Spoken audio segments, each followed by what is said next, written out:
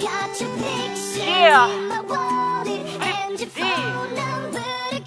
2010 One Blood Productions, yo.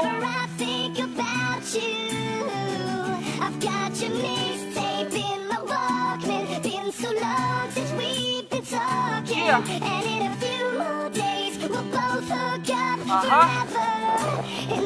Yo. Isang umaga, pasok ako ng school, June 18 to. Doon ko siya nakita, nabihag niya ang puso ko. Nakaka-inlove ang beauty niya, wala siyang kasing ganda. Sa tuwing nakikita ko siya, nagiging heart, dalawang mata. Gusto ko sanang magtapat, pero baka hindi sapat. Lakas ng aking loob, dising lakas ni Dragon Knight. Kaya ganito na lang, dadaanin na lang kita sa isang tula. Pagpasyensyahan mo na kung ikaw ay aking nabigla. Sa pagkatapat ko ng lihim ko, sekreto. Baka kasi pagtawanan mo lang ako nang dahil dito sa nadarama ko at pagmamahal ko.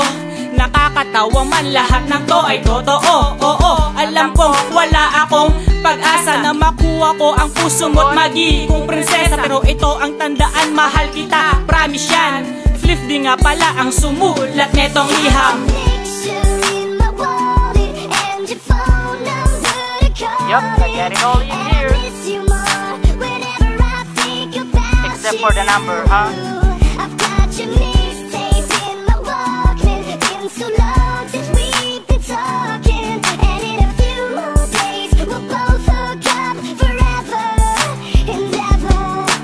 Halos araw-araw kong hinahawakan at pinagmamasdan ang maganda mong larawan. Ang larawan na itong kinuha kong pasekreto. Huwag kang mag-alala, hindi ako stalker, no?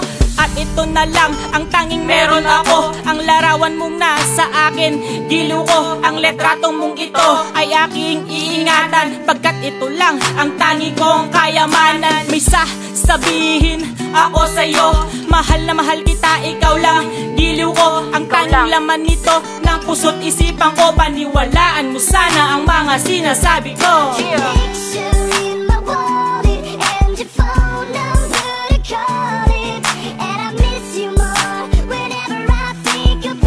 Think about you.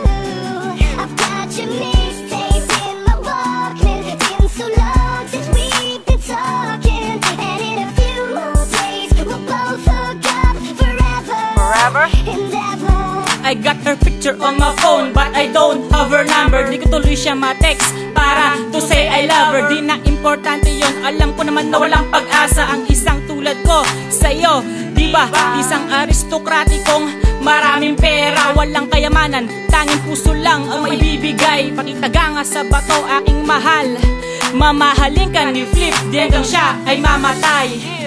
Marahil wala akong pag-asa na makuha ko ang puso mo at magiging prinsesa. Pero ito lang ang iyong baka tatandaan. Mahal na mahal kita at di na mababago yan.